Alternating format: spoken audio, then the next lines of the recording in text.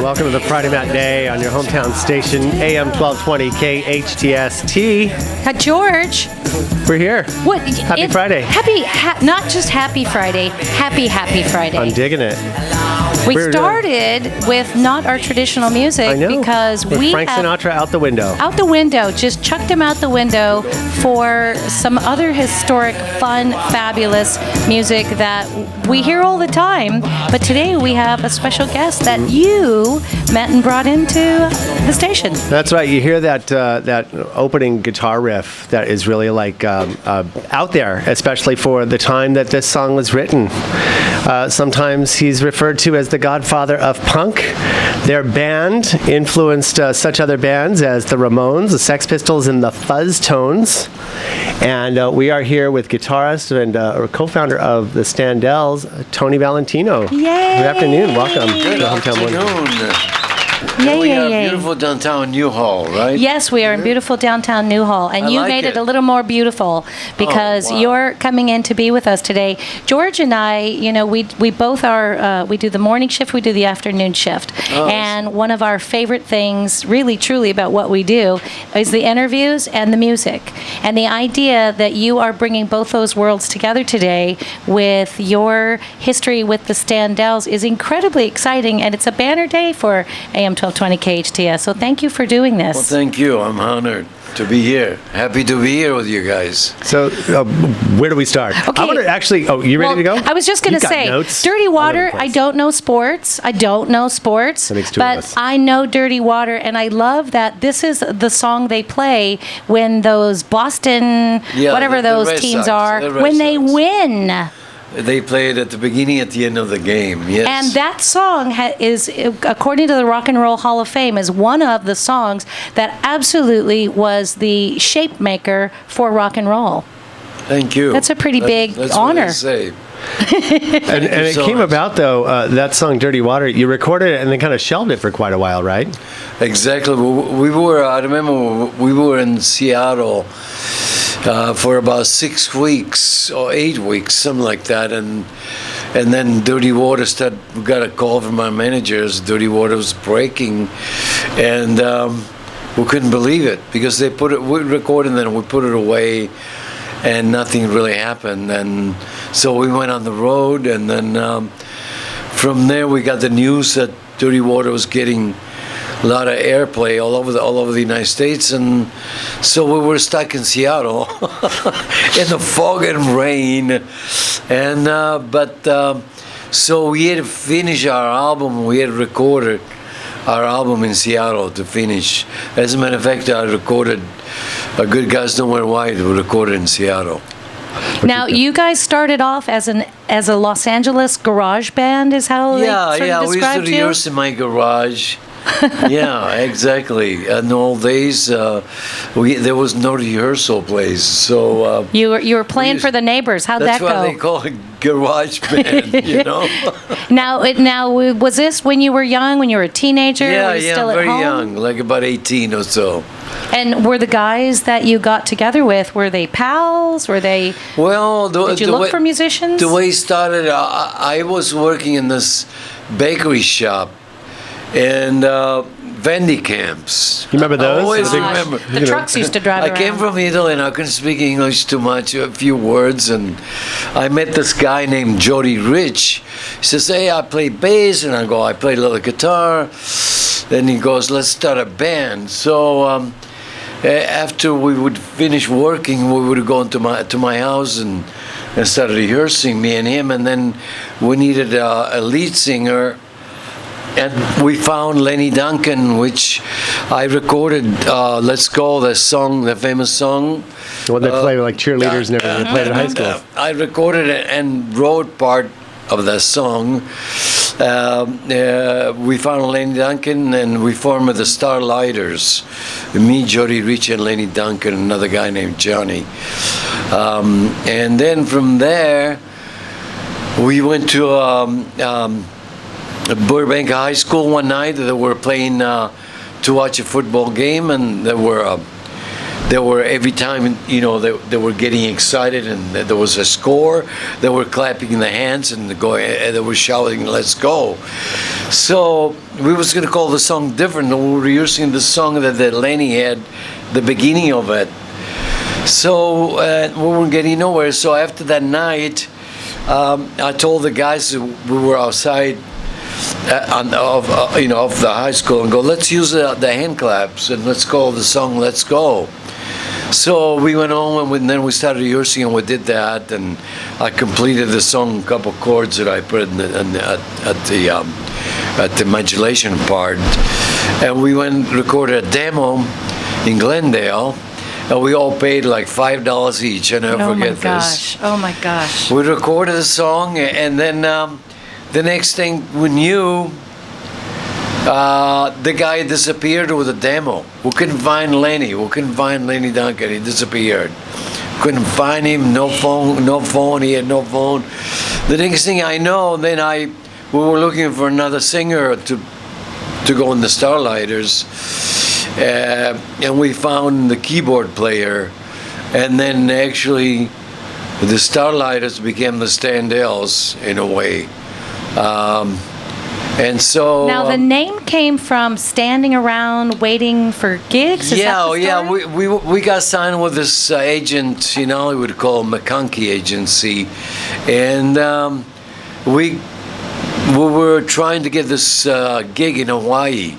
So, but we just formed the new band, and the guy says, "You guys change the name, let's give us a new name." So we would go in the corner of Yucca and Wilcox and stand around there every day to see if we would get the gig. And then somehow standing around, and then I had an old amplifier, the Standell amplifier. So either me or somebody else said, "Let's call the band the Standells." But then there was a discussion because I had the Standell amplifier. We didn't want to get sued, so we used the Standell temporarily. And then here we are. Yeah, and then later on, we went to Hawaii with the Standell name. I spelled with one L, Standells. The way it was Standell, but then we went to Hawaii and we stayed there 6 months, and then we came back. We kind of reformed the group. Me and the keyboard player, we stayed together, and the other guy disappeared. Our sergeant, he was a leader of the band at the time in Hawaii, and then from there we decided to change. To fix the name and put another L, we call it Standells, 2 L's, and we did DBA and all that, and so that's why we call it Standells, 2 L's. And it just kind of, it sounds, you make it sound so simple. We hung out, we got some gigs, we went to Hawaii, and it doesn't seem like it happens that way anymore. Now, was it that easy, or are you kind of compacting the time frames here? Because I know that, even just getting stuff out, I know maybe in Hollywood back then, it seems like some people were just able to walk into studios and give demos and make it happen. Was that kind of how it went, or? Yeah, well, in those days, there were not too many bands. It's not like... There were a lot of singers, but not a lot of bands. A lot of singers, a lot of bands. It was a few bands that, in those days, let me see, Dick Dale was famous, and some of the 60s rockers, Roy Orbison, which we did some gigs with him also, but there were not too many bands really. So we had it was easy to get jobs then in the clubs. There were a lot of clubs demand of bands, because in those days there was no DJs, none of this stuff that is going on today.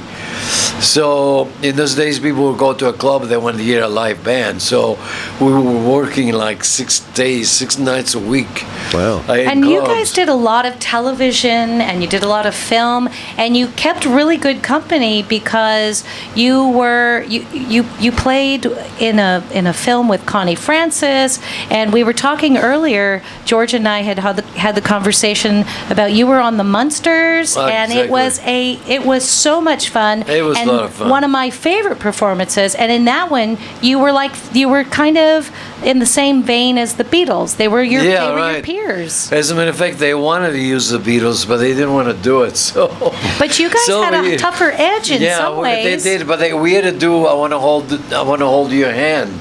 They wanted us to do. I want to hold your hand, which we did. We recorded and did it.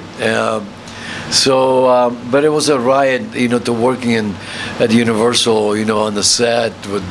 It was really something else. It was just incredible. In those days, I didn't think they had the impact that after years later, that became such a big thing. Just like a cult thing. I mean, you think about the Munsters is on for only 2 seasons, but here we are talking about it 50 years later. And your band, even though you were doing these mainstream projects, one of my favorite was you on the Bing Crosby show, where your band was called the Love Bugs, and really, really, truly this wonderful, delicious sound. But you also had an edge that you guys were compared to, like Dirty Water, that they called it a Stones type of riff, that guitar riff. Right. And then you got banned at one point. That's the ultimate banner of rock and roll. Try It, when we recorded Try It, yeah. And by the way, I'm now with the new lineup of the Standells right now. I'm not. But I'm the co-founder, and I've been You were in the trenches from the very beginning. We are speaking with Tony Valentino, a co-founder of the Standells, and also, of course, still recording. We're going to, especially later on in the show, we're going to be playing some of your new stuff.